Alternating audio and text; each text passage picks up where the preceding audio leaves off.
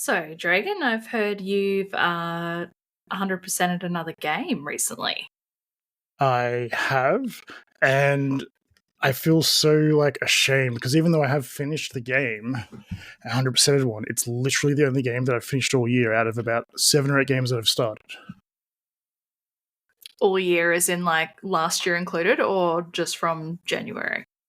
Just from January, but if we were to take last year into account as well, I can guarantee you that number of games that I've finished is not much higher. I've started so many games and played so many games over the last 18 months, but I just haven't finished anything. I haven't platinumed anything. I haven't finished anything. I haven't 100%ed anything. I haven't. The only thing I can even think of other than this game right now that I've even finished, all the way to the end, is Final Fantasy VII Part 2. The remake Part 2. I can't think of any other game that I've gotten just to the end of the story yet.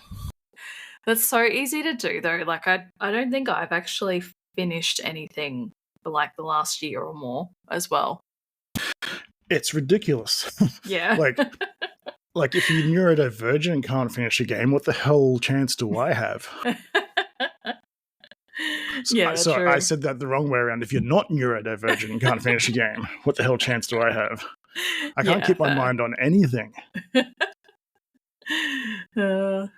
So, I've actually played this game as well, and I really enjoyed it. It was good. It a lot of anticipation.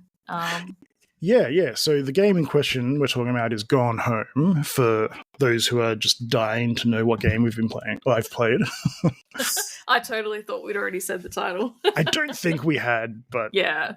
Either way, it's Gone Home. And yeah, you're right. When you start it up, you kind of think, oh, this is a bit of a horror game. What's going on? Where's the family? Ooh, spooky. The lights are off. No one's home. There's notes everywhere. But then as you go through the game and uncover the story, which, by the way, to 100% it, as far as trophies are concerned, you had to finish the game in under a minute and finish the game with all the audio logs in under 10 minutes, just to give you an idea of how short the game can actually be. Yeah, true. I think the first time I played through it took me about 2 hours because I was exploring and all that kind of stuff. Yeah, I think it took me a few hours as well. Yeah, and then I got near the end and I realized, there was a trophy for getting all the audio logs and just finishing the game. So I was like, I'll just quickly Google the last 2 audio logs that I am missing. And then, funnily enough, so I had actually played the game probably back when it first came out. I think it was a PlayStation Plus freebie, and I chucked it in and played it for a bit, but just probably played it for 10 minutes or something and didn't get very far before I moved on to something else or whatever. Okay. So I actually did the speed run first, because I'd already looked up a lot of stuff and already knew what the story was about. So it's I wasn't spoiling anything. So I was I'll just quickly knock this finish it in under a minute thing out of the way, because it's you grab a key, you grab another key, you go to the attic, game over. I was going to say, it isn't literally the last part, where you come in at the start of the house or something like that? Yeah, the last secret compartment that you could find it by accident, I reckon, but unlikely to, just because it's a secret panel against the wall. So yeah, that's it. At that point in the game, you wouldn't expect there to be secret panels against the wall. It's not until you come across other secret panels that you're oh, maybe there's some secret panels elsewhere in the house. Yeah. But if you just play through the game, it gets pointed out to you anyway, exactly where it is. And then you just you run in there, grab the second key, head up to the attic, look at the journal, game's over. So I did that first, and then I played through it just a proper playthrough, because even though I knew what the story was about, I hadn't experienced it. And like you said, it was very interesting, because most of the way through the game, you could swear that you're playing a horror game, because it's there's not jump scares or anything, but it's just tense. It's dark. You've come home at 1 o'clock in the morning or something that. Yeah, and it's raining. No one's there. There's thunderstorms. Yeah. every time, like, there's like random lightning and stuff going on, and there's one point where you pick up a cross in like a secret stairwell, and when you pick it up, the light goes out as you try to read what's on it. Yeah, that's right. Yeah, there's just like so many things that happen that build the tension throughout the game. I thought it was like something scary was going to happen, and then I got to the end and I'm like, oh, okay. Yeah, So it ends up just being like a sort of beautiful but tragic love story about a girl who figures out she's a lesbian and her parents can't accept her. Yeah, that's right. And yeah, you're playing the sister that's coming home from uni or something. Yeah, so the lesbian sister who the story's mostly about is like 17, and she's met this girl Lonnie at school, and like initially when they talk about Lonnie, you don't know that it's short for Yolanda. You just think she's talking about a dude. Yep. It's like, oh, me and Lonnie went to the thing today, and blah blah blah. Most of the story is told in like journal entries from Sam's point of view, which is the 17-year-old girl who's figured out she's a lesbian and stuff. Yeah. Okay. And then about halfway through, you find out, oh, actually, her name's Yolanda, and like it just becomes more clear in the journals that what's going on. And even though it still has that kind of scary, tense element, it's not so much scary and tense because now like, oh, it's definitely not a horror game. It's just this. But yeah, there is a side plot that I don't know if you picked up on when you went through, where it seems that perhaps her father was sexually abused by the uncle or something, like the dad's uncle or something many years ago. To be honest, it's been a long time since I've played it, so I actually don't remember that. Yeah, it's not like in the open, like you have to, because along with the journals that are spoken word, like as you can listen to them as you're walking around, there's also like lots of like notes and other things like faxes and things like that you have to read manually. Okay. So if you read into like, or maybe it's the father's like the father being abused by the father or something, or maybe he was abused by the uncle but the father was mean, because there's like a note, because the father in the story is a writer and he writes a lot about like JFK and conspiracy theory kind of stuff, and he gets a book published or something, and there's like a note from his father basically being like, yeah, cool, you read a book, but like, couldn't you be better at what you're doing and like be more successful and stuff? Wow. Yeah, it's very so there's a lot going on, but it's like it's really cool because you can just experience the story and be like, oh wow, this is a great story and blah blah blah, or you can like really dig in. So like even the father's a writer, the mother works for like the national parks or something like that. The mother might be having an affair, might not be having an affair. It's not clear, but there's like evidence that might be going on. The parents aren't there that night because they're away camping, but if you read some notes, you find out what they're actually at, like one of those like couples retreat therapy things for like 4 or 5 days. Yeah, I definitely don't remember any of this. Yeah, it's like I literally just did it. So I played it basically the first, like it was like the second time, but like the first time was so long ago and played it for so short. But I played it for the first time on Saturday. Yeah. And then around 4 o'clock this afternoon or something, I was like, I've only got 2 more trophies to get. Let me just quickly knock them out. Yeah, cool. I did that, so it's like real fresh in my mind of like, yeah, all the story beats, and like, not that I read absolutely every note in the game, but I read enough to sort of like be like, hey, and then do a little quick Google and like, is what I'm thinking right? And it's like, yeah, there is this and there is that, and yeah. Yeah, interesting. Yeah, cool. Yeah, because I only really remember the storyline for the sister. I actually, didn't remember anything for the parents. Yeah, like I said, you have to be looking for it because there's no spoken word stuff other than the stuff about like, when they find out that she's lesbian with Lonnie or like in a relationship with Lonnie. Okay. And they're like, oh, you have to keep the door open and stuff now, like whenever she comes over. But other than that, everything else you have to be looking for it. And like, some of it's in the open, but some of it's like, you have to pick up a binder and then pick up a piece of newspaper, and then there's another thing under that. Like, okay. So, you have to be pretty much opening everything and picking up everything to find all the little traces of these other stories, these other plot lines in the game. Okay. Yeah, cool. Yeah, I might have to revisit that game at some point. Yeah, it's a great game. Definitely recommend it to anyone listening. Like, if you see it for cheap, or if you know someone who owns it, it'll take 2-3 hours out of your day. It said 5 hours played after I finished the first game, but I was stuffing around initially. Okay. So I reckon it's probably took me 3 hours maximum to finish it. But yeah, good little game, good little story for a little indie game. And if you're into like games with queer representation and stuff, added bonus. Yeah, cool. Do you have a rating for it? Not exactly. I don't really rate games like I do movies because fair.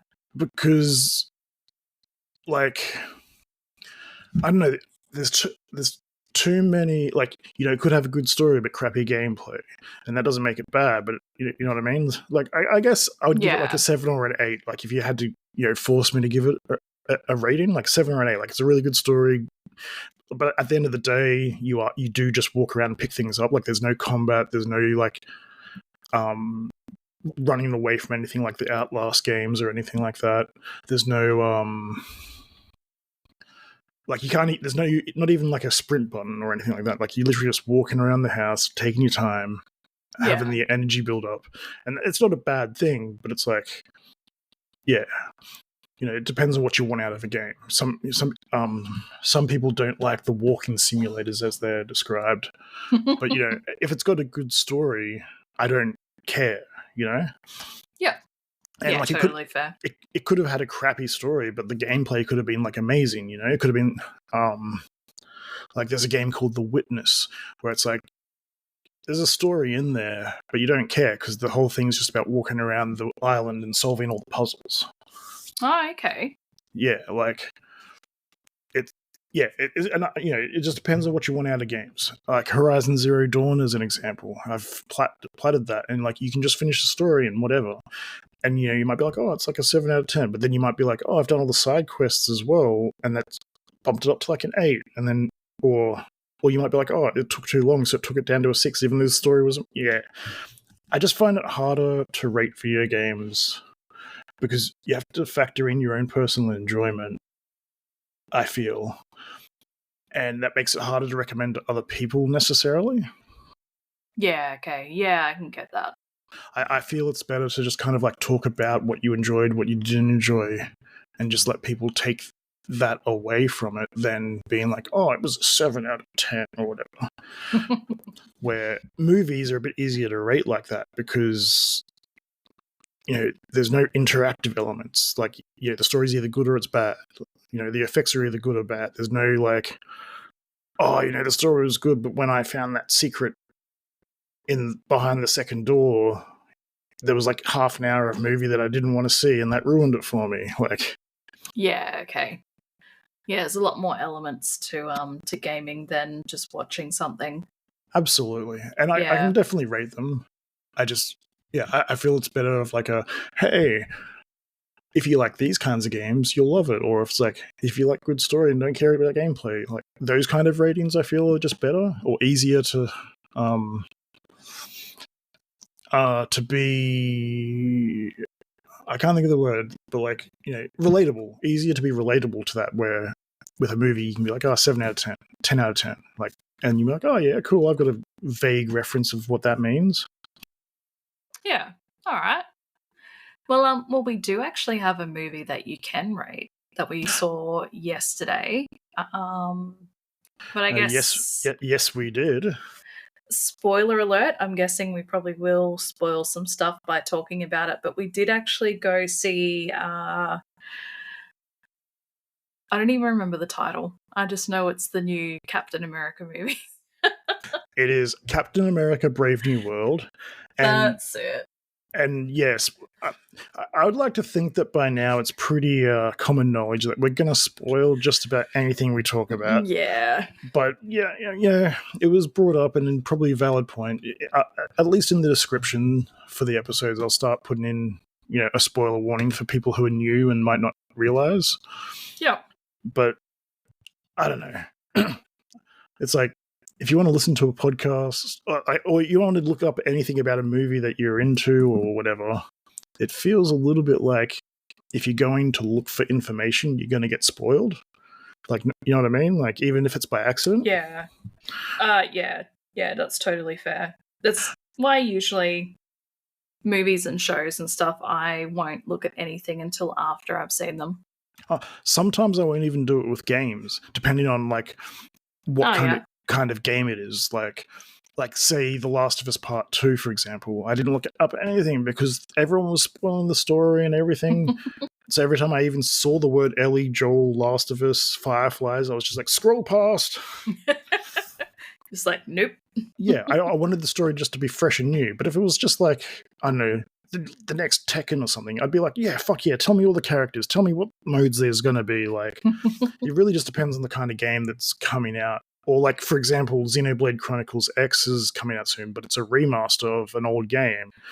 So I don't need to like hide the story or anything. I just want to know, okay, what's going to be new about it? What extra features? What upgrades, etc. Cool. Where Final Fantasy VII Remake Part 2, which it's not called Remake, it's called Rebirth, I think. I avoided a lot of stuff about it because, like, if they were talking about like elements of gameplay and stuff, I'd be like, oh yeah, cool. But if they mentioned anything about the story, it's like, because even though I know the story from the old game, they've mixed it up enough that I'm like, I want it to be like new and exciting, to be surprised by it. You know what I mean? Yeah, no, I totally understand. Well, maybe should we get into the intro, and then when we come back, we can have a quick chat about Brave New World? Yeah, and then we can go into today's major topic, Baldurs Gate 3. Yay! We'll be right back after this music. Well, let's go.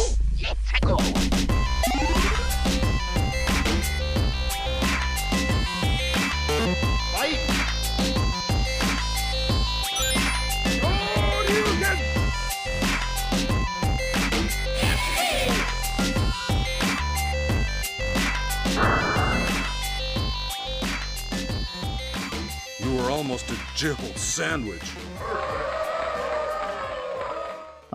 So Potato, how big are you on the superhero movies? Like I love them even when they're bad. Like, I moved around school a lot in primary school, so my friends, or what have you want to say it, were comic books and cartoons and superheroes until I kind of hit grade 7, and I stayed like in the same school system from then on. Okay. So like sometimes even when they're bad, I'll love them just because it's like, oh, it's a character that I used to love when I was a kid, you know? Yeah, okay. Yeah, look, I didn't grow up with comic books, but I did grow up with like some movies and shows. So I love the Batman series. The Batman the Animated Series, BTAS as us nerds call it. That surely you would have had Spider-Man and X-Men as well, right? X-Men, yes. Spider-Man, I don't think I ever watched that, but I loved X-Men. Rogue has always been my favorite. Rogue is cool. Gambit's always been my favorite, but yeah, he and Rogue are like my two faves. Yeah, like he's always been my favorite, but because he wasn't really in the movies much, I did have to sort of I didn't have to, but like I kind of moved on a little bit with like, oh, who's my favorite? But anytime I can play as or read or whatever, like even in the really bad X-Men Origins Wolverine, like he was portrayed so badly in that movie, but I'm just so like, I love it. He's finally in the movie. Yeah, nice. And then I also loved the Batman movies that were in the 90s, which had Michael Keaton. The 80s, early 90s. So I think it was like 80. Okay. I think it was like 89 and 92. Then Batman Forever, I think, was 95, and then Batman and Robin, I believe, was 97. Yeah. So I think so the Michael Keaton ones are probably still my favorites. I do still have a soft spot for the other ones as well, with like Batman and Forever and all that. But even though they're terrible to go back and watch these days. I honestly think Batman Forever is a much better movie than people remember. Okay. Like it's got its flaws. It's like, you go from Tim Burton Gothic architecture stuff to a bit more campy Joel Schumacher led film. But overall, the movie itself is still like a decent movie, I think. But Batman and Robin, it's like guilty pleasure good. Like, is it Batman and Robin that has Arnie in it? Yes, and honestly, if he wasn't in the movie, it would probably just be unwatchable. Like, even though his acting, it's not bad, but like, it's so campy and so over the top, and all the one-liners. But like, that's what makes it funny and good to watch. And if you didn't have that, if it was just like the Poison Ivy storyline or whatever, it would literally just be boring. Like, Arnie makes it interesting and fun. Like, it's a terrible movie, don't get me wrong. I'm not trying to defend the movie, but it's good in a guilty pleasure watch, as opposed to like, it's not even so bad it's good. It's just like, it's bad, but it's like, oh, I love Arnie and I love all this cheesy stuff that's going on. Like, they ride a bike on like the Statue of Liberty or something like that. Like, wow, that's right. And it's got a couple of cool scenes, like the first scene when Two-Face is robbing the bank and it gets pulled out by the helicopter and stuff. And the portrayal of Bane is pretty decent and pretty accurate to a lot of the comic books and stuff. But but overall, it's not a good movie. And Batman nipples, like, need we say more? Yeah, true. So yeah, basically I grew up with those movies, some of the cartoons, and when the Marvel stuff started coming out, like, with Iron Man and the first Thor and stuff like that, I got really into those as well. I think a lot of people got into like the first, at least up until the first Avengers movie, maybe the second Avengers movie. Yeah, I reckon I got all the way to the end game. I was pretty committed. And then after that, I did start losing a little bit of interest just because, characters were leaving and the story, like that particular storyline was now finished. And even I can admit that at that point in time, they were pumping out too much stuff all at once. Mm-hmm. Like, you went from like 20 movies over 10 years to like, it's like now 35 movies over 15 years. Like, plus all the TV shows they started bringing out, I couldn't keep up. I was just like, well, I don't know what's going on anymore. So, luckily, a lot of the stuff they make it like, if you hadn't seen a lot of the, like, for example, you haven't seen Captain America and the Winter Soldier, but I don't feel, and neither have I, to be honest. Like, I haven't seen all of it anyway. But that didn't take away from the latest Captain. Like, there was plot elements from the show, like who the Black Captain America dude was and things like that. But it didn't take away that you didn't know that, Yeah, like, that's right. Oh yeah, it was still, you're still able to understand what was going on and who was who and all of that. So yeah. Yeah, so they do generally do it in a good way, but every now and then they do something where it's like doo-doo. Where if you haven't watched a certain thing, it will be a bit confusing. So when they steer clear of that, it goes well. Yeah, that's true.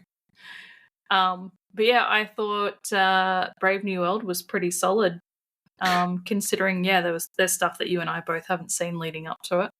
Yeah, 100%. And my absolute favorite thing is that they've literally brought like the Incredible Hulk back into canon properly. Like it's always been canon. It's always been official that movie exists in the timeline. But because they brought the leader and like Liv Tyler and Yeah. General Ross. General Ross had to be recast because he died, and I know there's going to be a bunch of people out there going like, but fucking Black Panther died and they didn't recast him and blah blah blah. And look, I think it's a slightly different story. General Ross wasn't a major character in the movie. He wasn't in like 4 movies leading up to his death. Plus, like it was before like this whole universe was created for all these Marvel characters to be in as well. Like just with the movies and TVs and like shows and stuff now that they have, that's all intertwined. And well, it wasn't before. Like Incredible Hulk was literally the second movie in the MCU. People forget that. I'm pretty sure it was the second movie anyway. But it's definitely was Iron Man the first. Yes, so Iron Man was first, and then Incredible Hulk, and then I believe because it didn't do so well, that because Universal are the ones that actually, I'm pretty sure it's Universal as well, are the ones that actually hold the rights to the character of the Incredible Hulk, and they basically said the movie did too poorly, so from now on you can't do a solo like that's why he's always partnered up with someone in the movies. Okay. Yeah, they haven't done any more solo movies with the Hulk. Correct, but I do believe that's changing soon. But I'm not. Don't quote me on that because the plans for the movies have changed a lot over the last couple of years. Okay, fair enough. Like the Blade movie, like they keep saying it's going to come out, but who knows? Can we pause for a second? There's just a lot of background noise on your end. Yeah, no worries. Sorry about that, Potato. Making a bit of noise down the background. Had to go fix that. Do you remember where we were at? I was about to ask you the same question. It's all good. We'll just leave it at. I'm glad that the Incredible Hulk is back, sort of like officially in canon. They're oh, sorry about that. They're like actually acknowledging the movies in other movies now. Yeah, definitely. And I really love the fact that they brought back the Celestial from Eternals. They've definitely made that a part of the storyline now, which is cool. Absolutely, and like I thought Eternals was good. Like it wasn't great. I'm not saying it was like, oh fucking you have to go see it, but I thought it was good enough. It's just it's like a 2.5 hour long movie with like not much action, so it's a bit more of like a drama movie. So I can see people go to see the superhero movies because they want like big action and whatever, and a bit of comedy. And there's still some comedy, but it's like less comedy, more drama, not as much action, and really long. So I can see why people didn't really like vibe with it. Yeah, okay. I haven't actually watched it. I've seen little snippets online while I've been scrolling around, but yeah, I kind of got to a point, like I was saying before, where I lost a little bit of interest in watching Marvel stuff. And I didn't hear good things about this one either, so I just never really made the effort to give it a go. Honestly, a lot of the bad talk would just be like female director, mostly female leads. Like there's female and male characters, but like the sort of the main character, 2 main characters are female, and one of the three sort of main characters is male. Okay. So people don't like that stuff, I guess. I mean, I don't know. Like I loved the Marvels. I thought, like, I didn't love it, but I thought it was really good. But people were shitting all over it. Same with Captain Marvel when that came out.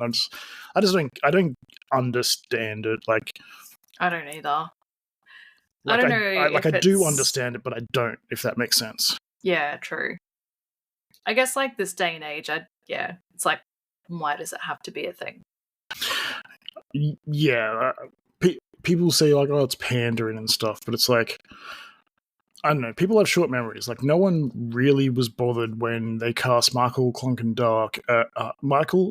Clark, as the Kingpin in the Ben Affleck Daredevil movie. They were just like, oh yeah, great choice because he's so big and Kingpin's big and blah blah blah.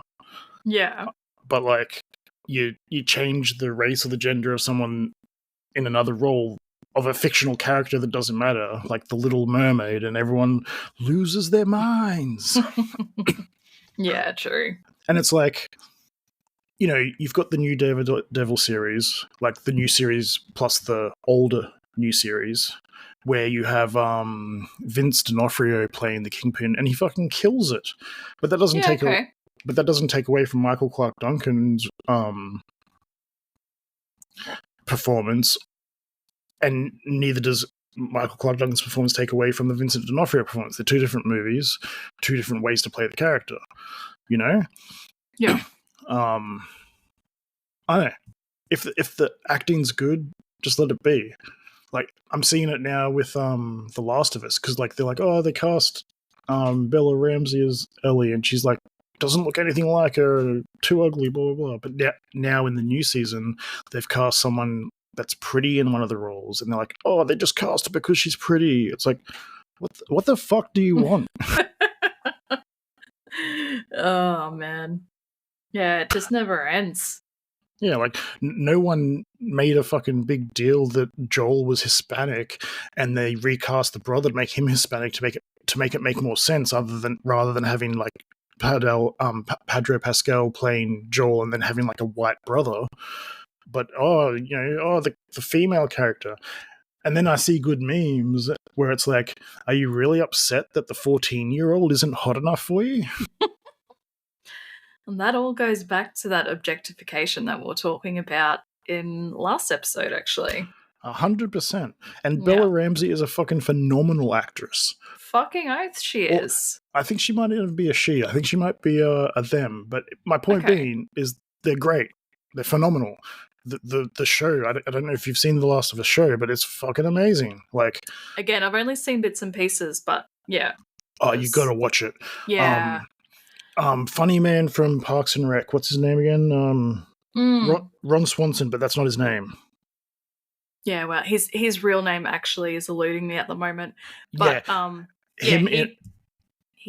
heard he's really good in the show. His episode is like the whole episode with him is amazing. It's like, it's not just because of him. Like everyone in the episode's amazing. Joel, Ellie, Bill, blah blah blah. Yeah. But like you know him as a comedic actor, and I can't name any other dramatic roles he's played. I'm sure he has, but I just can't name them. I can only think of all the funny stuff he's done, or like a serious role that's still funny. Yeah, fair.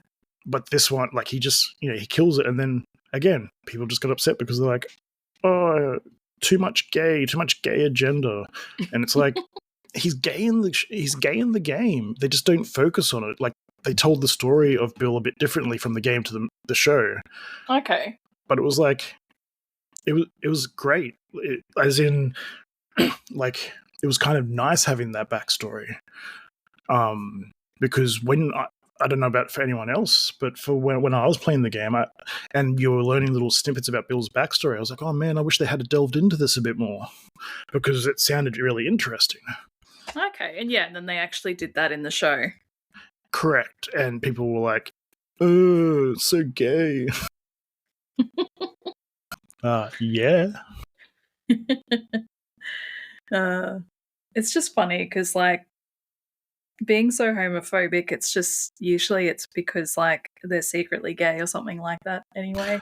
I mean, that's the theory, isn't it? Yeah. But, like, I like to think that anyway too. When I was younger, I was just ignorant, not that I was ever like homophobic, but like, I would say like, oh, things like, oh, that's gay and all that shit all the time. But I was just ignorant to the thing. And for me, taking that out of my vocabulary, it either happened naturally, or I had a few friends who said, oh, you shouldn't say that for whatever reason. I was like, oh, okay, and I just didn't say it. Like, my point overall is just being that it's not hard to just stop saying like, oh, that's gay, or whatever it is that you're doing or thinking to be like a bit more progressive or whatever. Like, you don't have to go out of your way and be friends with people and all that kind of stuff, but you can just accept that they're living their life and it doesn't affect you. And whatsoever. Yeah, like, you can literally live your life without, I don't know. I don't fully understand it. And I think I'm in the minority in like sort of our age group in that sense, because most of the people I know around our age really struggle with changing their opinion around these things. Okay. Like it could just be the circles I've been in because played football and all that stuff a lot of my life. So it could just be the circles that I've been in. But yeah, okay. I guess too, like now being a bit older as well, like I have certain circles that I have and I don't really venture out of them. So I don't really see, like I don't really, I guess, socialize with people that are like that much these days. yeah, I mean, I don't either. But like, I've still got some of my old like football friends and stuff on Facebook, and I see some posts from time to time, and I'm kind of like, oh, like really, dude? Like, and it's not even just about that. It's about like people who think that Trump is doing a great thing and stuff, and it's just like, oh yeah, I see that everywhere now, and I'm like, oh my god. Yeah, I have 2 queer children, and like the amount of people who think that Trump isn't going to like make life difficult for them, like yes, we don't live in America, so it doesn't affect us yet, but it's only a matter of time before our government takes on the same policies. Like if the Americans going to let Trump walk all over them, then it's only a matter of time. Like I actually found out just the other day that the Liberals and the Labour Party have put through a bill, or trying to put through a bill, whatever, where after this election, it's going to be even harder for independent members to get parliamentary seats or to even win an election. Oh, really? See, this is what is so fucked is like things like that are just sort of really swept under the rug and the public don't know like when this stuff happens. Oh, 100%. And like they snuck it into it. It's not like they announced it. They just did it one day, voted on it, and as long as one of the 2 major parties wins majority seating in the parliament, it'll probably get ratified, or whatever they call it in Australia, like after this election. It's so shit because it'll just forever be a 2-party system. 100%, and that's what they're trying to do. Like, I mean, that's their goal. They're like, their goal is to keep it so it's only a 2-party system. No one else can win except for those 2 things, and they're just as evil as each other. One's just slightly better, probably. And see, to me, that is not democracy. No, it's never really been democracy if we're really honest with ourselves. Well, at least not in recent times, anyway. But at least give the illusion of it, I guess. Like, well, that's the thing. They're just getting to the point now where they don't give a fuck. They're just being brazen about it. I don't know. Look, World War III is coming. I don't know what it's going to look like or exactly when, but like, Trump's putting himself in this position where he won't be able to he'll be president for who knows how long. And you've already got most of Europe going like, fuck Trump. So it's only going to be a matter of time before things clash. And how that, like, is the war going to be mostly like a trade war where like, no one imports or exports to and from America anymore for a long time or whatever? Like, I don't know how it's going to look, but it's coming. Yeah. It may not be a war like World War II was, but it might be more like the Cold War, but it's coming. Mark my words, it's coming. Yeah, I would not be surprised, honestly. There's too many markers and stuff leading up. Like, if you go through the history books and stuff and look at like things that happened before, like Nazi occupation of was it Belgium? Whichever, Poland, sorry. Okay. Like, there's so many key things happen in the same way, like the taking away of liberties from the citizens and blah, blah. Like, there's YouTube videos and TikToks and stuff that can explain it way better than I can right now, but there's so many, key markers happening exactly the same that it's like, does no one remember? Like, you know what I mean? I think I read a pretty cool article. It was actually a couple of years ago now, and it's scary how relevant it still is. But it was some sort of analyst guy, just sort of talking about the patterns in history, like leading up to things like world wars, and how we definitely sort of repeat these sorts of things. And he said we were definitely on track for another world war the way we were going. And I feel like things have actually gotten worse since then. So it's not looking 100%. good. 100% worse. Like, I don't know how long ago you read that thing, but It would have been 2 or 3 years ago, I reckon. Yeah, it's 100% gotten worse. Yeah. I mean, you just got to look at the food and housing situation in just about every westernized country right now. Yeah. Like, you even go to Woolies or Coles, and the shelves aren't even full because people aren't buying enough for them to fill the shelves because everything's too expensive. Yeah. That's it. Like, shelves aren't stocked. You can't afford things that you probably could have afforded a year or two ago, or a little bit longer. Yeah. This topic's depressing. Let's move away from it. I was gonna say, this is definitely not welcome talking to about the movie. Yeah, welcome to the Dirty Taters political podcast.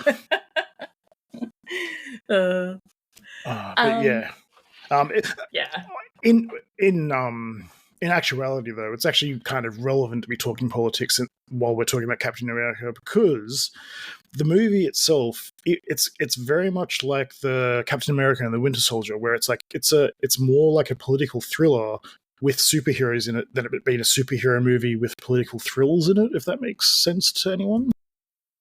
Yeah, I guess it makes sense to me, but yeah. Yeah, so the whole movie is basically just one big political game. They're trying to ratify the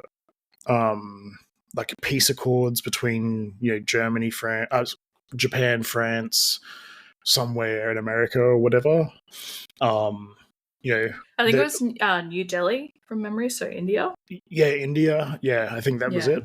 And a lot of the plot is based around someone, aka the leader, aka the guy from The Incredible Hulk who got Hulk blood dripped on his brain, trying to screw that all up and fuck up the peace accords and basically start a world war. So that's partly why we went off on that huge tangent, because it is actually really relevant to the movie itself. But yeah, true. Only Harrison Ford is a way better president than Donald Trump, in my opinion. Yeah, I'd take Harrison Ford any day. Yeah. But yeah, we'll move away from this for now. We'll move on to Baldurs Gate, but just some final thoughts on the movie. What you felt, all that kind of stuff. I think, considering I haven't really watched anything Marvel for a while now, it was nice to come back and watch something from them. I think Bucky was the only character that I recognized. Oh, and I guess surely you recognize Falcon, aka Captain America. Yeah, I was gonna say I've definitely seen him in previous stuff as well. He was originally the Falcon, so yeah, those two characters definitely. But yeah, I thought it was solid. I'd probably give it a 7. Yeah, I think I put it at about a 7 as well. I would have put it higher, except there's a part around about 2/3 of the way through the movie where I felt a bit bored, because it is a political sort of thriller.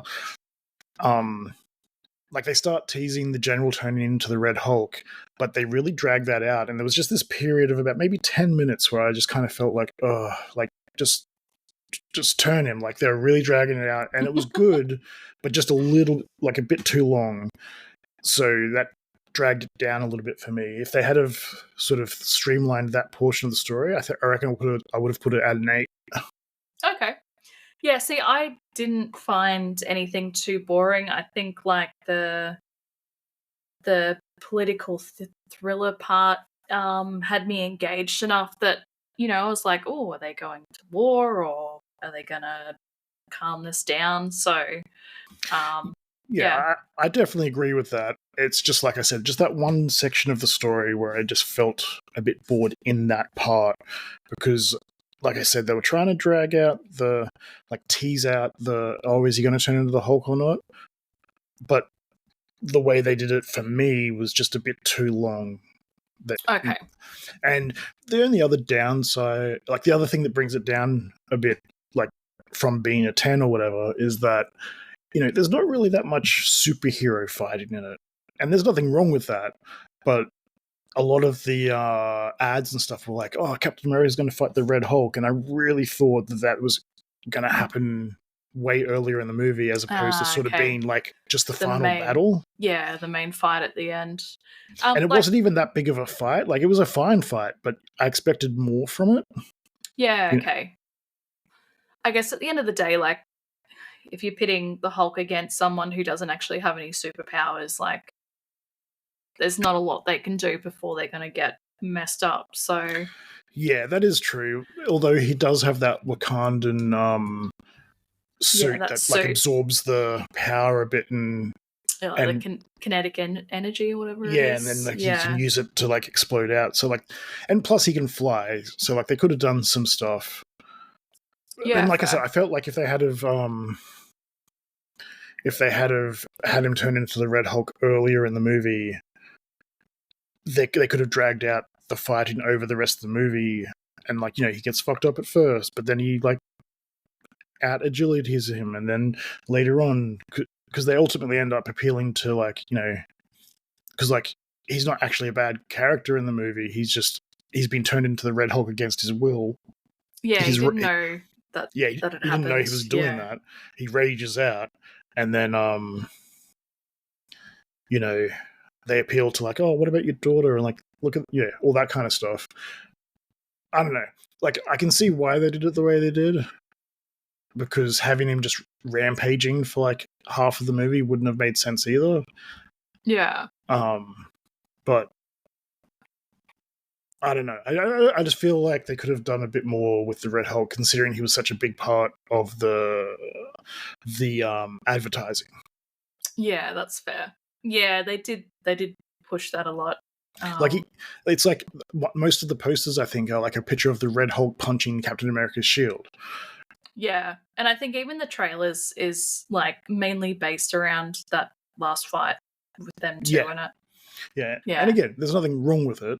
It's just, like it might have been interesting if he turned into the Red Hulk, beats the shit out of Captain America, turns back, and he's still like blinded by his rage, where like he's still doing all the shitty things for a bit before the final fight, and then he gets like talked down. Because again, spoilers, that movie ends with him like calming down, reverting back to being the general, and then going to Raft and like sitting in there like for everyone's protection, like his protection plus also everyone else's protection. So, and they still could have ended it like that, even if they had the Hulk rampaging earlier in the movie. Yeah, that's fair. He could have still turned back to being General Ross, and then like President Ross. President Ross, that's right. And just still being blinded by his rage in the sense that like he's angry because he's been turned against his will, and all this stuff's happening. The Accord's going down. Like he turns back into the Hulk again a bit later because he just still can't keep his rage under control. But I don't know, the way they did it was still fine. I guess I just wanted a little bit more Red Hulk, I guess. No, that's fair enough. I guess too, like with that temperament that they're supposed to have, like he probably should have been raging more than what he did. He was definitely raging, but for a longer period of time. And but it's also tricky because I think in the comics, the Red Hulk is meant to. You know how you have Smart Hulk. Is that the Green Hulk? Yeah, but you know how they've got the Smart Hulk where he's like the Hulk, but he's also Bruce Banner, kind of. So like he's not just raging all the time; he can just have normal conversations. Yeah. So I'm pretty sure in the comic books, Red Hulk is meant to be like that, like from the get-go. So I guess that's what makes him so dangerous, because he's got all this power and strength and stuff, but he's got like the tactical mind of a general. So he's like really smart as well. He doesn't just become like a raging beast. I know at least in just like, sort of aimlessly or blindly just causing destruction. Correct. Yeah. And in the comic books, at least one storyline in the comic books, I know that. So in the comics, the angrier Red Hulk gets, the more radioactivity or more radiation he produces. Where often the angrier the Hulk gets, the bigger and stronger he gets, And I know there's at least one story where the only reason the Hulk even beats the Red Hulk is because he just gets so angry and so big that eventually he's just too powerful. But like before that, he's basically getting his ass handed to him all the time. Yeah, right. Yeah, interesting. Yeah, comic books, they're great, but they're also terrible. It's like sometimes you talk about the storyline, you're like, man, that sounds so good. And then you read it and you're like, oh, that was a bit crappy. But like, yeah, okay. The idea of the story was good. All right. Well, I think that you have a slightly different, obviously opinion, but like your journey to Baldur's Gate 3 is different to mine. I grew up, I played Baldur's Gate 1, I played Baldur's Gate 2. Like, for years, I was playing them up. For years, I was like, man, I wish they would make Baldur's Gate 3. Like, please, someone make it. I remember how excited you were when the demo came out. Like, it was like a year or two before the game actually came out. Yep, I can almost remember exactly when. I'm pretty sure it was November 2020. The early access version came out. Yep. And I paid for it straight away, and I played it, and it was, it was kind of terrible because like they were still fixing bugs up and stuff. But I was so excited for it, and then I was like, I'm not playing it now until they do the full release because I don't want to be just keep on playing snippets and whatever, and like not really get into it. I wanted to wait. I've had a bit of fun. I've enjoyed it, and now I'm going to wait until it's full release so I can enjoy the game in its entirety. I'm so glad that I have, even though I still haven't finished it. I still haven't gotten past Act 2. I've restarted so many times, and some of those times are due to some friends that we play with who just keep restarting, or we'll start playing a playthrough with them, and like we'll make ourselves available.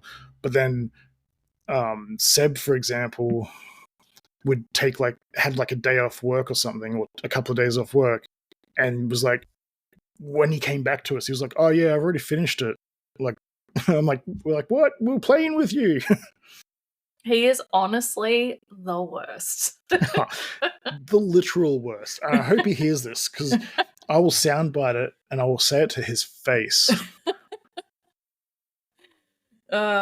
I don't know, the amount of times I've started that game and gotten as far as the Grove and then just never played that playthrough again because of things like that. It's crazy, yeah. It's so bad.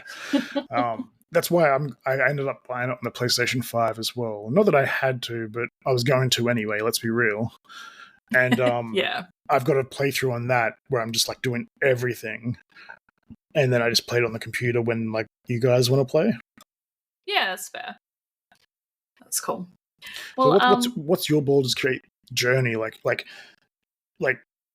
had you played anything before? Like, why did you play it in the first place? Because it wasn't like it was a cheap game that you were just like, oh, I'll just buy it for $20 and play with you guys. Like, it was a price. I think pricey I paid game. full price for that. So I hadn't played the first two, never really had any experience with D&D or knew much about it. And I'd never actually played much like turn-based stuff either.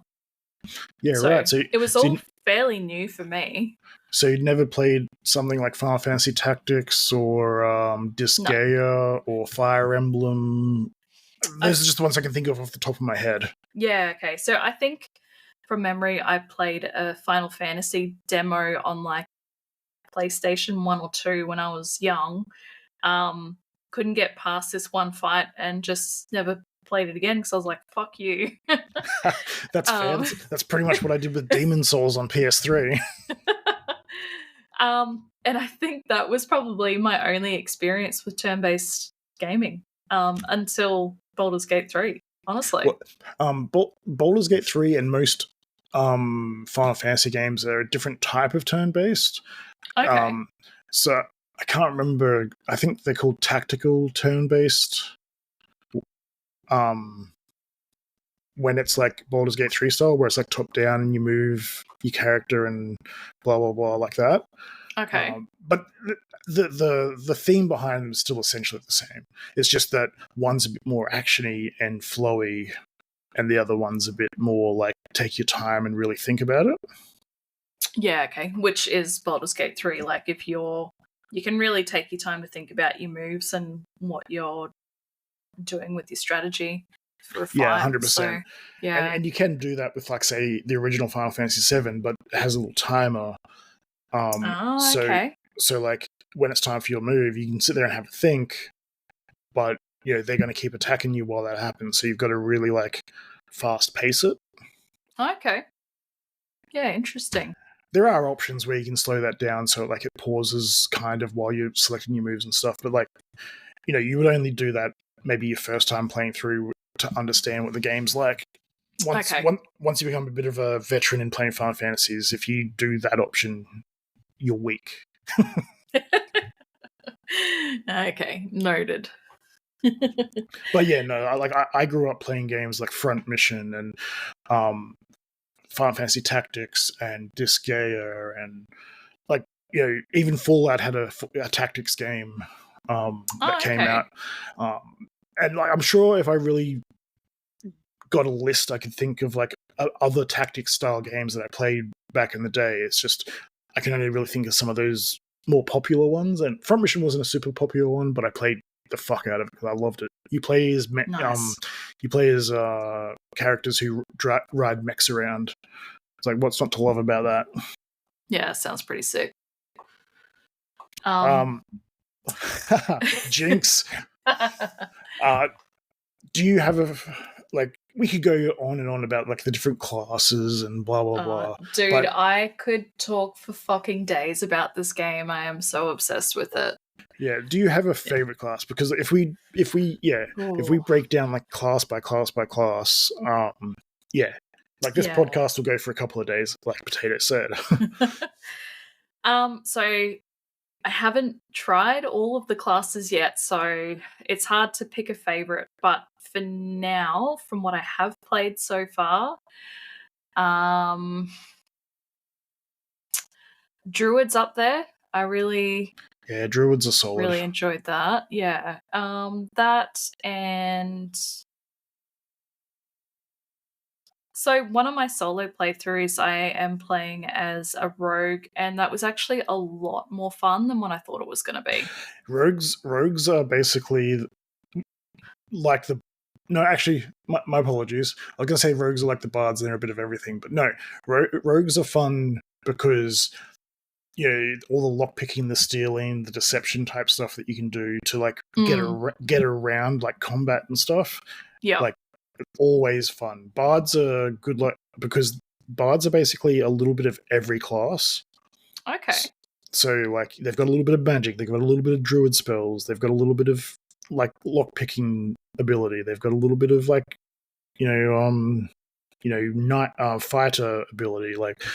They're a little bit of everything. Not quite, but mostly. Okay, I'll have to remember that because I have heard that, like,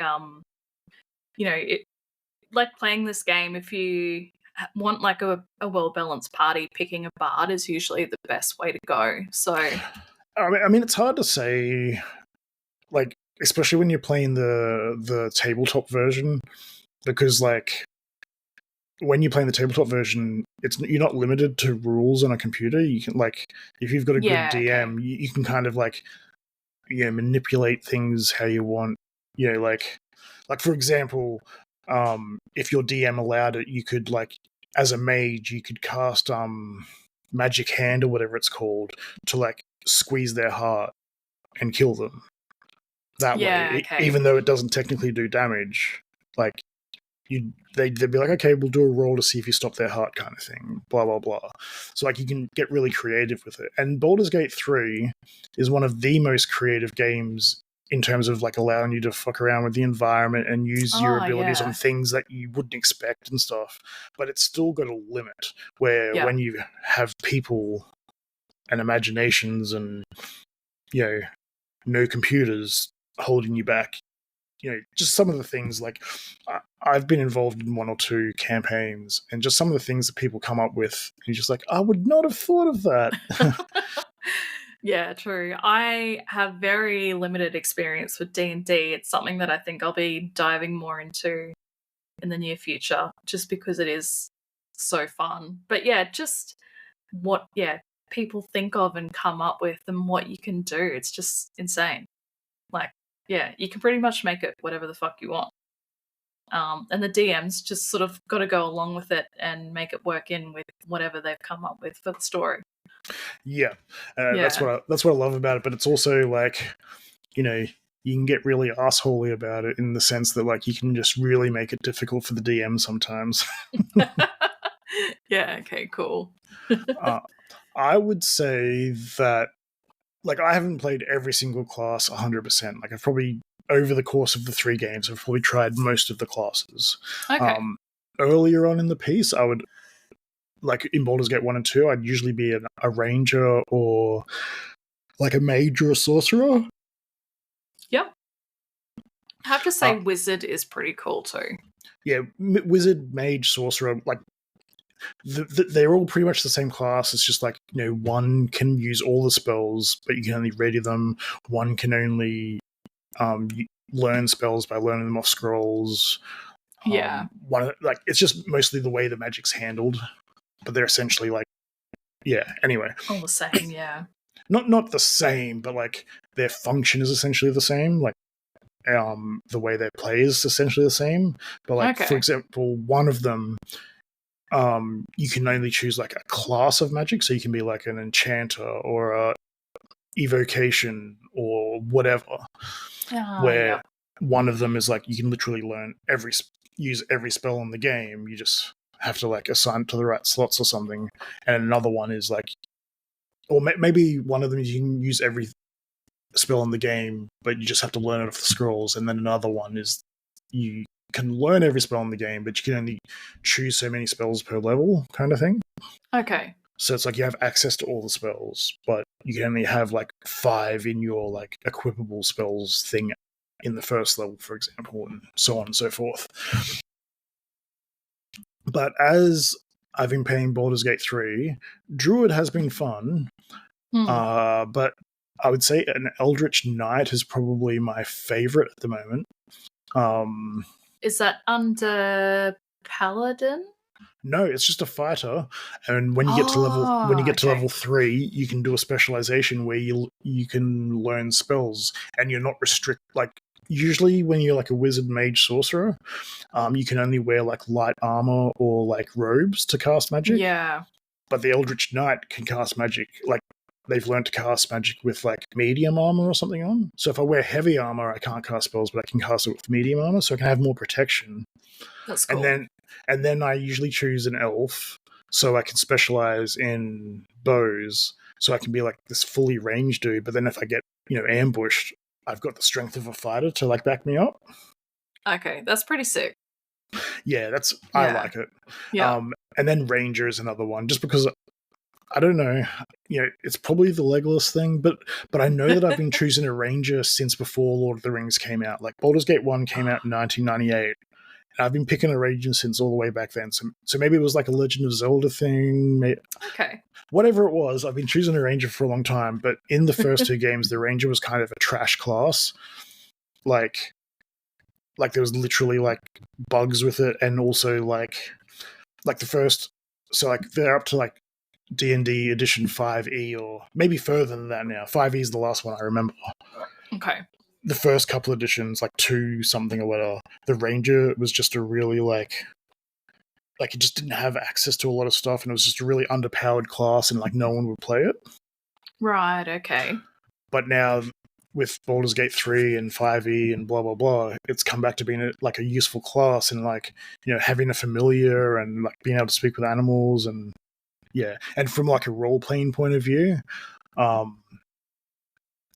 like the options of how you can role play it on the tabletop version are better, because it's more useful. So then you can, I've got a character where he's basically someone who's lived in the woods all his life, but like in the wild all his life. So every time he goes to a city or like somewhere fancy, he's like too distracted by all that stuff to notice all the other stuff going on around him. Okay. So like in the middle of a fight, he might be like, oh wow, look at that structure over there, and like just be too busy looking at that as opposed to actually fighting the enemies. Nice.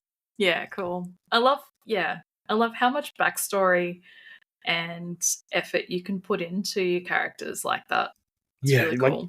you can do the bare minimum and just kind of role play, but then you can have giant backstories and actually like how pick like a trait that your character has that you stick to for the whole campaign, as opposed to just being like, oh, I'm a fighter, I'm doing the thing. Like, Yeah. there's no wrong way to play. I'm not saying that's the wrong way to play. I'm just it's the freedom to do either or anything in between that makes it so fun, because you can just come in, do business, have fun, but then you can just have like this real silly party, like an old friend, like one of his parties had like, one was like a dwarf or something, but he would constantly be casting like an enlargement enchantment. So he was like pretending he wasn't a dwarf, and then when it would run out, he'd be all like, "Oh no!" and like he'd go run and hide until he could cast his enchantment again and stuff. Nice. Yeah, I got one was like a half cat, half dragon thing. Like, yeah, cool. It's just real fun. It can be real fun and real silly, and I love it. Yeah, nice. Yeah, so I must admit though, like with this game, I've played, I think it's well over 200 hours now, maybe even 300. But I've still yet to finish a playthrough, but I'm getting close. I'm now in Act 3, and I've just got the second Nether Stone, so I've just got Orin to defeat, and then I'm on my way to the brain. Nice. Yeah. Some of that doesn't make sense to me because I haven't gotten that far, but okay. But it's fine. Like I get it I get it in most part, just because I know the game, the bad guy. Like, I know certain things. Yeah. One thing for me that was pretty cool was so when you first start playing it, you don't really think that there's any like connection to Baldur's Gate 1 and 2. Like, okay. other than the fact that it's set in the same world and Baldur's Gate exists, like, it feels like it's like, oh, it's the same world, but like set like 100 years in the future or something. And maybe it is, but as I was playing it, like, you come across Elminster, which is a character from the very first game. You come across Minsk and Jahira, which are characters from the very first game. Okay. And I believe, I'm not 100% sure on this one, I believe Saravok's even in the game. Saravok. Possibly. That's just not a name I'm familiar with or come across yet, I don't think. Well, if he is, he's literally the main bad guy from the first game. So the first game, Saravok's the bad guy. He's the son of Baal, and it turns out that you're his half brother or his brother or something. So you're both actually the sons of Baal, and you end up having to defeat Saravok. Then in the second game, you have to bring him back to life for something. I can't remember what exactly it is. Like, you've got to go to a place and only he can get in, or something like that. Right, okay. So you find his body parts or something, bring him back to life, and then because of bringing him back to life, something like the evilness from being the son of Baal like disappears from him. So he actually like sees the error of his ways, or at least that's a possibility, and he becomes a good guy, and you can recruit him to your party. And like I said, because you thought that the story had kind of ended there and it was just like a continuation of the world as opposed to a continuation of the story. If Saravok is in it, like I think I've heard, like seeing these other characters and seeing that it's actually pretty connected still was like really cool to me, because cool.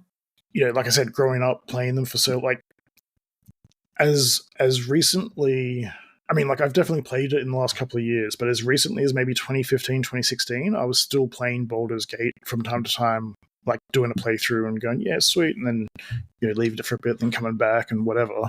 Okay. And yeah, when I was playing through Baldur's Gate for the first time and I came across Elminster for the first time, straight away I was like, oh, sick, it's that guy. Like, yeah. Yeah, nice. I don't know. As you can tell, I get excited about the game. It's amazing. It is. I guess one thing I really like too is that there's just so much content in the game, and there's just so many choices you can make with everything you do. Like, I feel like you'll never play the same playthrough like twice. It's always going to be different. See, people say that, but because of my ADHD autism, I tend to play games through the exact same way every time. Like, I have to actually make a conscious effort to be like, I'm going to choose something else this time, because every time I play, like Fallout, for example, I always end up choosing the same choices. And I don't mean to, I just do. I think at least with Baldur's Gate 3, though, like, you can still make the same choices. I feel like I do that the same too. Like, I usually, like, I know with a Skyrim and that I would always pick, like, I'd always pick a ranger. I'd always pick the same class, same type of character, do everything the same. And Baldur's Gate, with my solo playthroughs, I've been quite similar with, like, you know, how morally good I'm being and things like that. But I find just like with the roll of the dice on what you can and can't do can change things as well. That is a very good point. So you can't control that. Yeah, if you don't save scum and like until you, like, you're right, because you could choose the same choice, but you might not get the pass roll this time, so it might fail, or you might have a character die in a battle that didn't die last time that changes the story somehow. So in that aspect, you're 100% right. Like, now that I especially now that I rethink about it and think about my two biggest playthroughs that I've done, like, I've chosen pretty much the same choices, but it has been still different because like in one of them I was just letting the dice rolls happen, and one of them I was save scumming, so obviously different outcomes were happening. Yeah, cool. Can we talk about how you can recruit an owlbear cub and a dog into your camp? Yes, of course. Yeah, they're so cute. It's amazing. Even Withers, even though he's not a pet, it's just like I really enjoy games where you have some kind of like base that you build up in some way, even if it's just a small way. Like, there's an old RPG called Suikoden, and it's just a general RPG. Like, you go through your story, battle, beat the bad guy, whatever. But as you're going through the story, you recruit up to 108 characters that go back to your main base. And like, one character might open up a shop, so you can buy things without having to go to town. The next character might open up something else. Some of them would just be in the town hanging around looking at stuff, but some of them will open up a part of the castle that, like, normally you'd have to go to town to, like, upgrade your armor and weapons or buy magic stones or whatever. But because you can build up the camp like that, it just makes it more interesting. And Baldur's Gate's camp isn't like amazing, but like, as you come across characters in the game, even the non-playable ones, and they hang around your party, and just being able to go there and talk to them and have the events and stuff happen. I don't know, there's just something about it where almost any game that has some kind of dynamic camp like that is just always automatically more interesting to me than one where it doesn't. Okay. Fair. There are times, obviously, when it just doesn't make sense to have something like that. But having, like, even, say, for example, Yakuza 8, Like a Dragon, you have like a bar that everyone goes back to like, it's like their home base kind of thing. And like, you can, as you recruit the party members, they hang out there and you can talk them to get your bond levels up, so you can do better attacks and stuff. And there's like a karaoke machine, and you can unlock more. Like, just having that little bit of thing to do can just be so awesome and fun, especially when it's like, in Moria, like, you have to do all the building yourself. You make it however you want, and that's cool. But sometimes I don't want that. I just want to be able to, like, to choose an option to upgrade. Yeah, that's fair. I think that was like Red Dead Online. You could sort of upgrade your camp, and like, you didn't have to build stuff, but you just pick shit that you want to be in there or how it looked, kind of thing, which was pretty cool. Yeah, and even the story for mode for Red Dead 2 had the similar thing.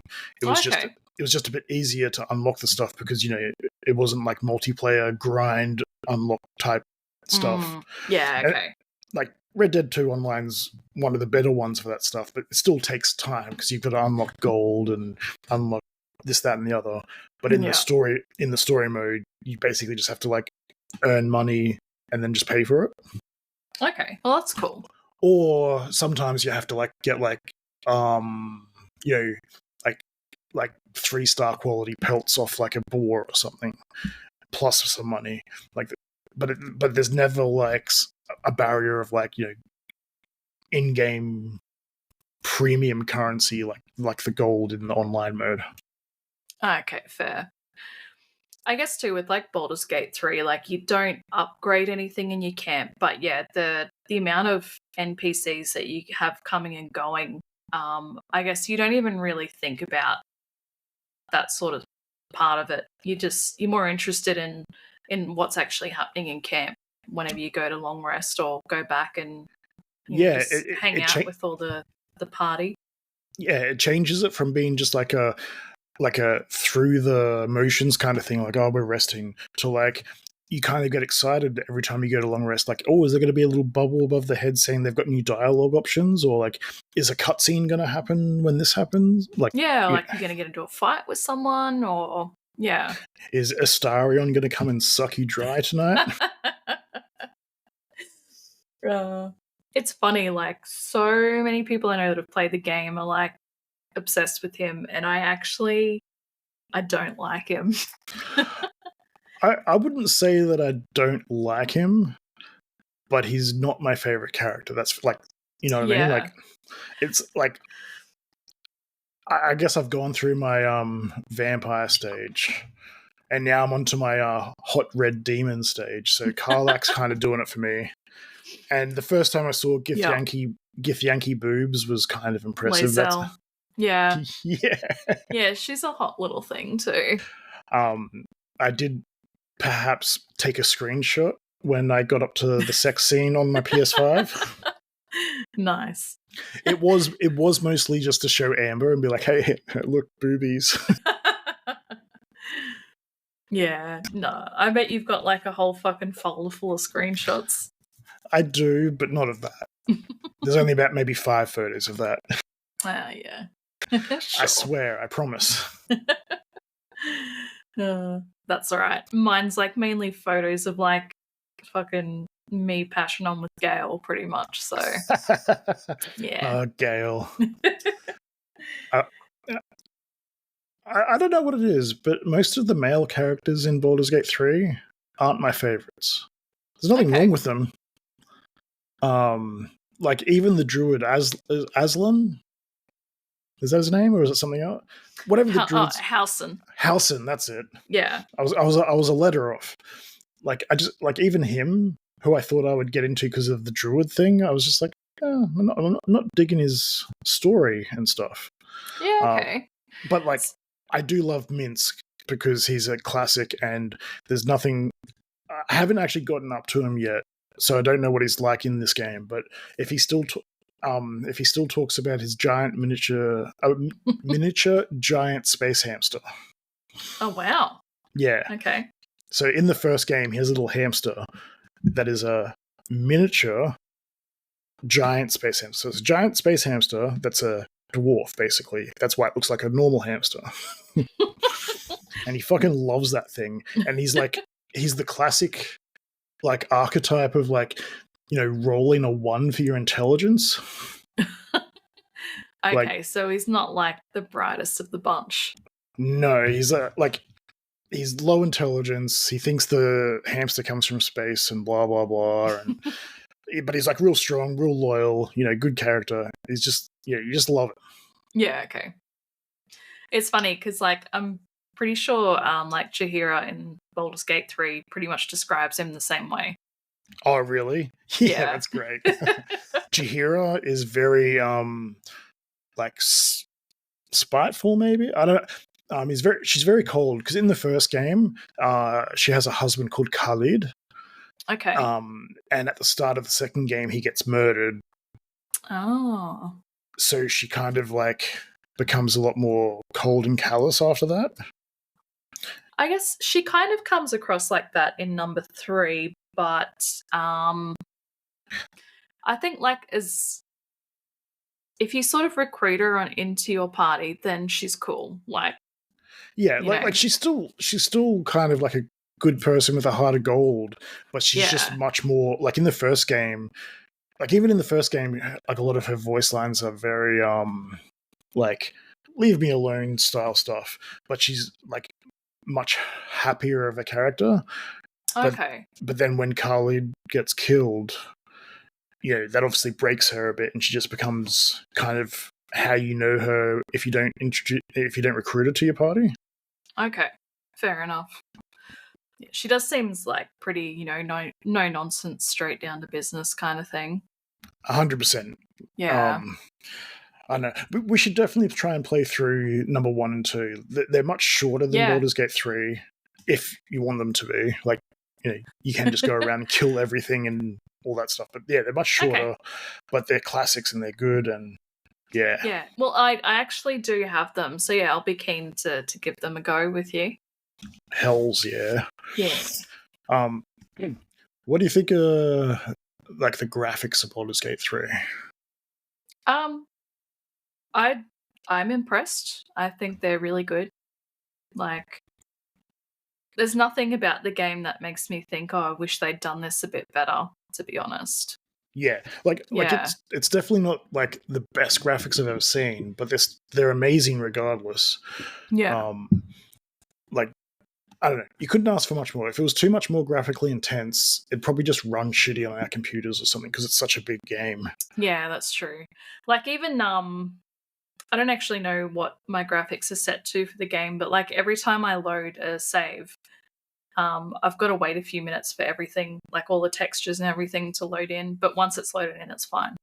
Yeah, that sounds about right. It could also just be, I don't know if you have an M2 drive or not, because I load all my games off my M2 drive, so it's a bit quicker in general. I don't think I have to wait too long. Yeah.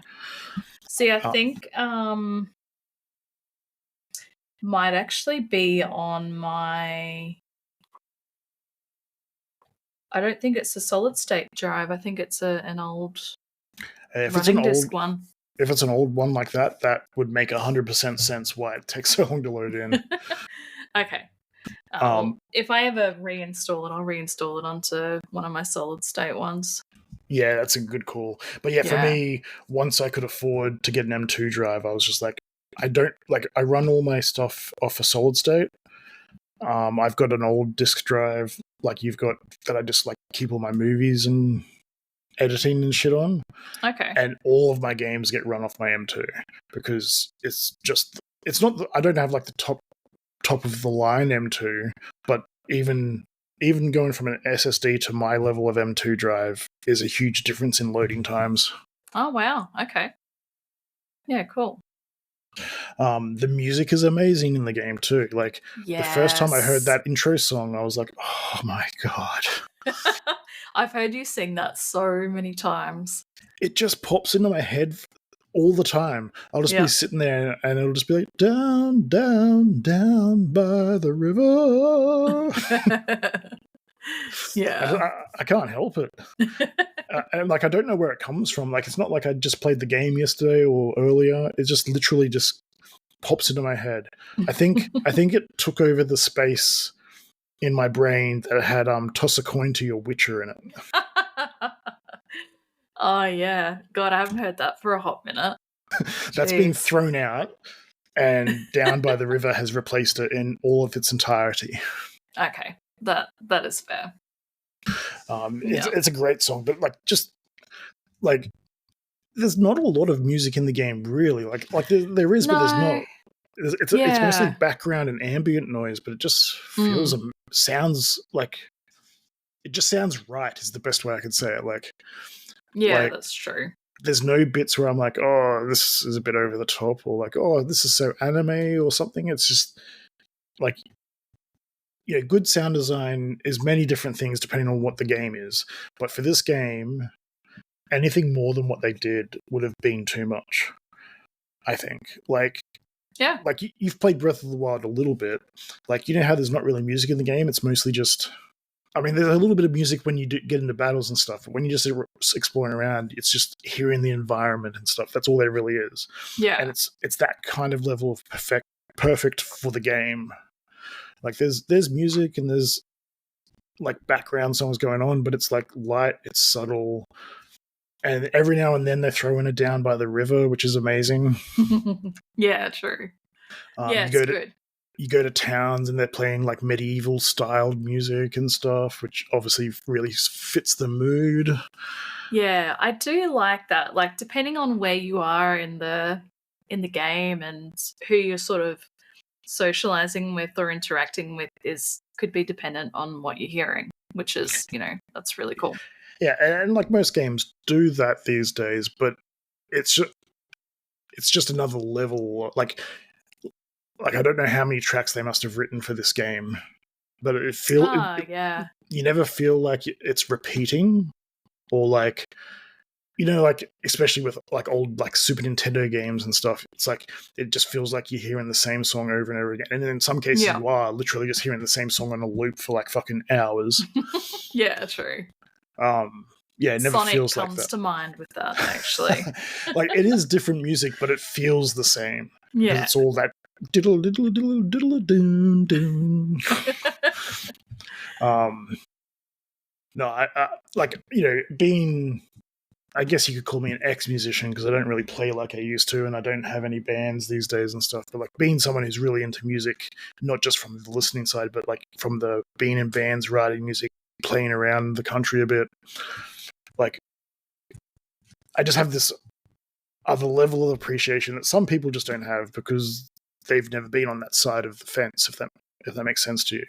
Okay. Yeah, you sort of understand like what would be, be putting into that sort of work, I guess. Yeah, exactly. Yeah. And that's not to diminish anyone else's like opinion of the music either, because like you don't have to have my experience of music to have a good appreciation for it. It's just, I have a different outlook on it and a different way of appreciating it. So like when I hear like, when I hear them not repeating songs much, I don't just go, oh, they don't repeat songs. It's so good that they don't do that. I'm also thinking about like, man, how many separate music tracks must they have made to suit all the environments to make it not repeat? You know what I mean? Like they could have written like 150 tracks where like, a normal game might only write, say, 50 tracks. Okay. So it's just a different level of appreciation, a difference of appreciation. Yeah. Yeah, for sure. Do you reckon you'll finish it? Like, are you working towards finishing it at the moment? Like, you've been playing it pretty frequently lately, from what you've been telling me.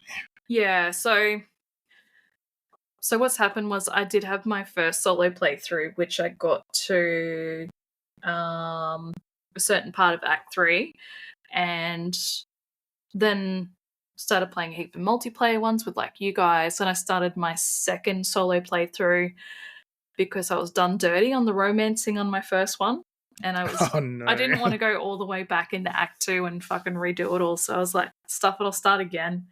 Yeah, that's fair enough. Yeah, so now I've got that playthrough into Act 3 as well, but it's not quite as far, so I've actually gone back to the first playthrough just to see if I can at least finish one, and maybe have that is still like my tester for the whole playthrough, and then I can go back to my second playthrough and finish that one. You're going to have to hire like an assistant or something to help you keep a track of all these saves. Oh, I know. Even like when I was going back to my first playthrough the other day, I was like, fuck, I have to remember everything I've done. Luckily with Baldurs Gate 3, the journal system is pretty good. Like, it is, yeah. I was able to go through that and get an idea of what I was up to. So the one in Baldurs Gate 1 and well, definitely 1 because I've played that recently. I can't remember the Baldurs Gate 2 one very well, but the journal system in Baldurs Gate 1 is really good, but it's like old school design, so you have to do a lot of clicking to get to the right. Like the information's all there. It's just you have to dig deep to get to it. Ah, okay. Yeah, so it's a bit of faffing around just to find stuff. Yeah, it's just late 90s design. Like I don't know if you've ever played Elder Scrolls Morrowind, but like the menus in that game like the game's amazing, but the menus are so it's nothing like modern design. Like modern design can be bad at times where like, it makes it too easy to do this, that, and the other. But like where menus are mostly concerned, like I'm so glad they've fixed, when you have a game as in-depth as Morrowind or something, like even the Once Human interface was a bit like, what the fuck am I doing? Like that was overwhelming. I had no idea what I was doing with that. Yeah, and like, I'm someone who plays a lot of games, a lot of different styles of games, and even I was kind of like, oh shit, where is all this stuff? Like, how do I get to, I just want to find this one thing, where is it? Like, and you eventually got used to it, but it's 2025, like, come on, get better. Yeah. Yeah, that was crazy. I remember, when we were playing that, you were just like, oh, click this, go here, go that, and I'm like, thank you, because otherwise I would just not do it. Yeah, and the only reason I was able to tell you that was because either Human told me, or I had just spent the last 15 minutes trying to figure it out.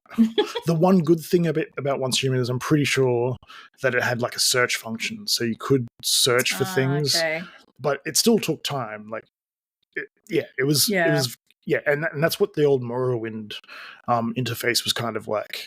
Okay, so I don't think I've played Morrowind. I've only played Oblivion. Yeah, Oblivion and Skyrim. Yeah, that makes sense. Yeah. Like it's still a great game. Don't get me wrong. It's just like even when you're talking to people, because there's like a lot of no voice talking, and like instead of like just choosing an option, you have to choose like hit keywords and stuff. Like, it's not bad. It's just cumbersome, different, and once you get used to modern day interfaces, it just becomes really hard to take that big step backwards, like to go back to Morrowind after playing like even Oblivion for a long time. Fair. Yeah, okay. Yeah, I could understand that.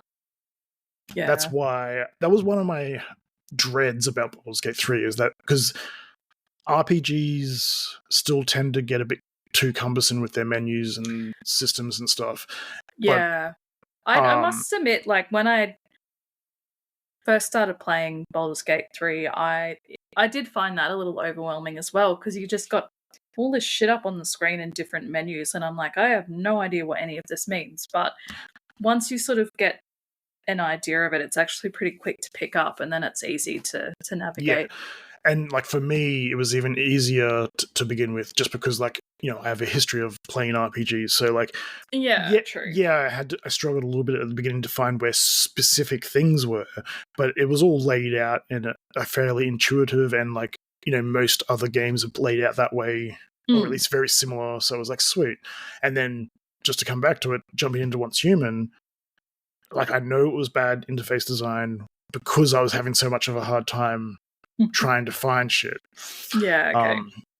It's like when you play those mobile games sometimes, and you have to go through like 23 menus, like when you just to learn how to play it, and you're just like, oh my god! And like once you get the hang of it, like it's fine. But it's like for the first like month or so of playing them, you're just like, what the hell am I doing? Yeah, okay. God, I can't even remember the last time I played a mobile game.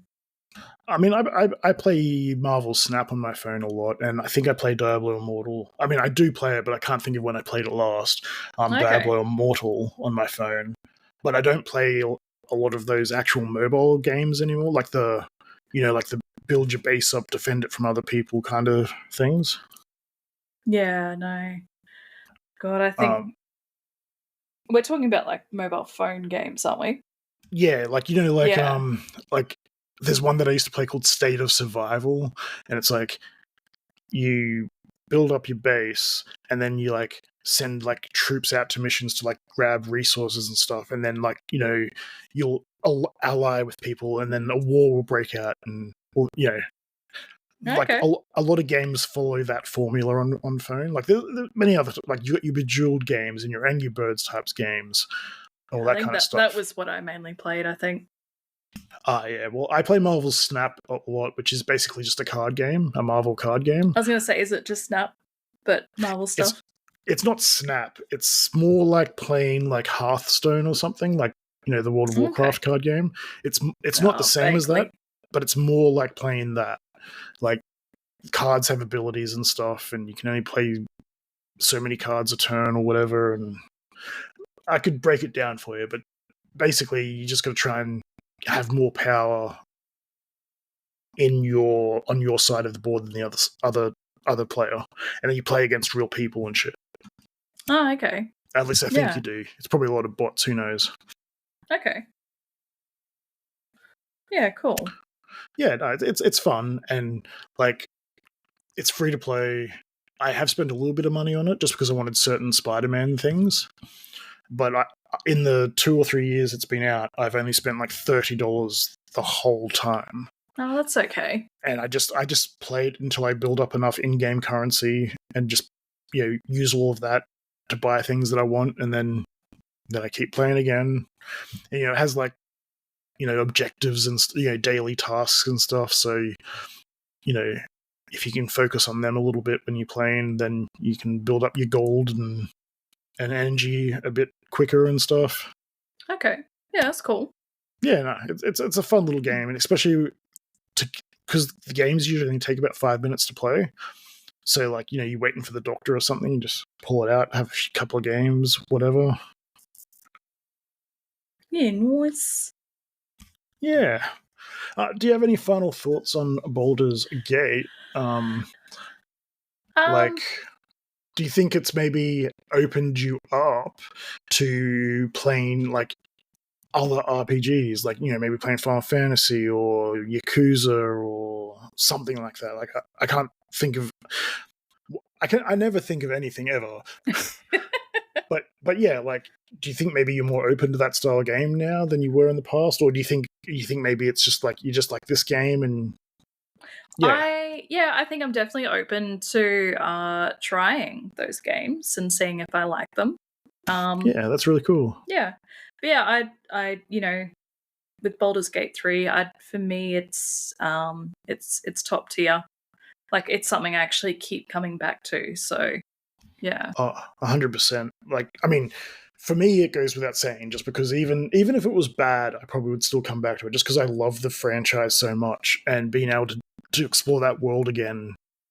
Like, even if I only played it like for like a week every year or something like that, like I would still do that.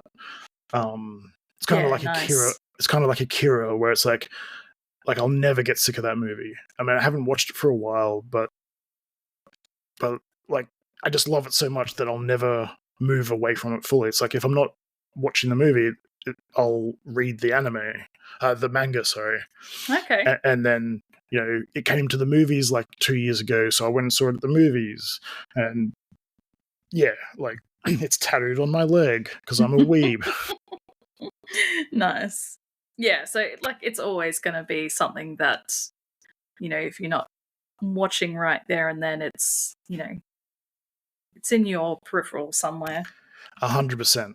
And like, I'll always reference it back. And like, if I talk to my daughter about anime, I'll almost always be like, hey, you know what movie you really should watch? Yeah, true.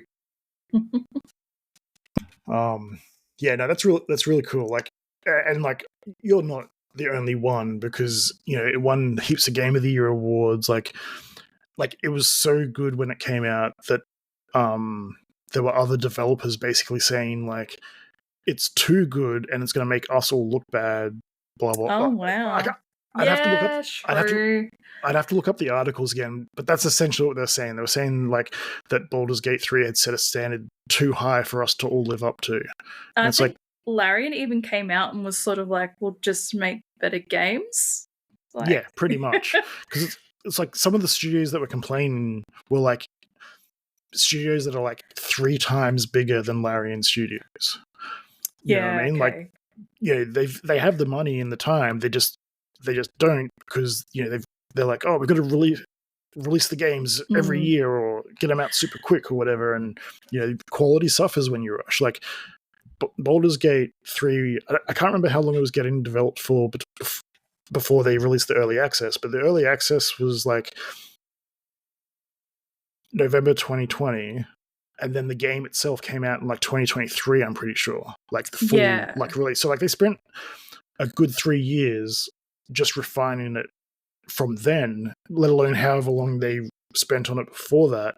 And then once they released it, they were constantly fixing it to the point where I think it was only just recently they released the last update they'll ever do. And then, that's right. And a lot of game developers won't do that unless it's a live service game where the updates are more content so they can keep you spending money on it stuff. Exactly. Once you buy Baldur's Gate 3, you haven't had to pay for a single thing since. That's it. Yeah, it just goes to show that some of these other developers are just pushing stuff out to get paid pretty much, whereas studios like Larian are actually putting in the time and effort to make something to be proud of, really. Yeah, and it's annoying too because some of those developers that are doing that are, they make good games, but it's for every good game they're bringing out, they're dropping 3 stinkers, and it's very frustrating. Yeah, definitely. Yeah, especially with the amount of money that they want you to pay for games these days too. There's got to be some a decent standard there. Yeah, 100%. And that comes back to us as the players of showing them with our money, Yeah, that's true. And I think we're doing a better job of that as collectively as gamers these days, but we could probably still do better. For example, do we really need a new Madden game every year? I love Madden, I love NFL, but do we really need a new game every year? Can we not just bring out one game every 5 years and just update it for the 5 years? Most of the games every year are just a roster update and some slight tweaks to the gameplay, which could just be done with a huge update in this day and age. Interesting. Okay. It made more sense, back in the PlayStation 1, PlayStation 2 days, because if you wanted the newest roster, you had to get the new version. Okay. But if your favorite quarterback went to a new team or whatever, you could trade them and edit the rosters yourself, but if you wanted the most up-to-date rosters, you had to get the newest versions. Yeah, is this when we were still buying discs? Yeah, I mean, you still buy discs now, but it was before internet updates and stuff. You forget DLC has only really been a thing since around about 2008. Yeah, true. Before DLC, you had expansion packs, so you had StarCraft and then the Brew Wars expansion. You still had DLC to a degree. Okay.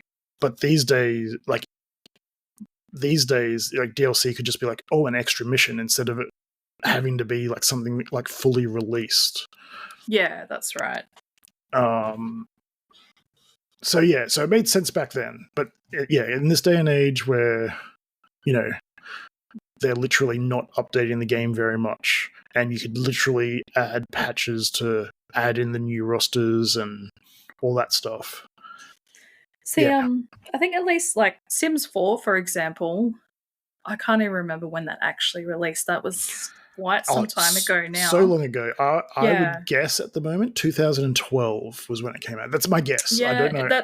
It sounds about right. But, they haven't released a Sims 5 or anything since then. They've that's what they've done too, just did DLC and updated everything as they went. Yeah, I mean, they do make you pay for most of their updates, but still, yeah, that's true. It doesn't need a new version of the actual game. Yeah, just gonna the DLC for the Sims. Even the Sims 1 had the same thing, except there were expansion packs back then, not DLC. But they've been doing that. They've been doing that forever. It's fine. Yeah, it's the look, we're starting to get a bit over time, I think. Oh, we are too. Yeah, I mean, I'm always happy to talk for as long as possible, but I don't know. We're not Joe Rogan. We don't need 3 hours. I don't think. I just struggle to edit as it is with my ADHD on the time that we've got, let alone. Yeah, true. Oh my god. Oh dear. I think the ultimate thing is that we can take away is that Baldur's Gate 3 is for you as a newcomer to RPGs in general, and me as someone who plays lots of RPGs and loves them. We both basically have the same opinion, which is Baldur's Gate 3 is one of the best games we've ever played. Yes. And it's a pretty big consensus around the world, to be honest. Like, there's always going to be haters, and there's always going to be people that the game is not for. But for most people who have played the game and enjoy it, it's one of the best games they've ever played, RPG or not. I totally agree. Awesome. Well, we'll leave it there. Next week, I believe we're going to be having a look at... during this next week, we're going to be having a look at Redfall, I believe. Yes. The vampire shooter game that didn't do so well at launch. We're going to see if it's still terrible or has it improved. I'm interested to see how we go and see what it's like. I reckon it's either going to be good or so bad that we'll have fun anyway. I hope so. Like, I don't go out of my way to play bad games, but every now and then I will play a game that's bad just to see how bad it is. Yeah, cool. We'll see if it's in our, I guess, version of Madam Web for gaming. Oh, I don't even know if you can make a Madam Web of games, because once you get to that level of game, it starts becoming fun, because it's just like have you ever played Goat Simulator? Oh no, I've seen stuff for it though. That game literally came about because they were trying to make like a proper game and it had too many bugs, and then as they were playtesting it, they were like, hey, this is actually really fun. That's pretty cool. So they turned it into a proper game. And just I think there's isn't it up to number 3 or something now? I believe so, but there's also like Goat Simulator in space and all all these other kinds of versions of it. So okay.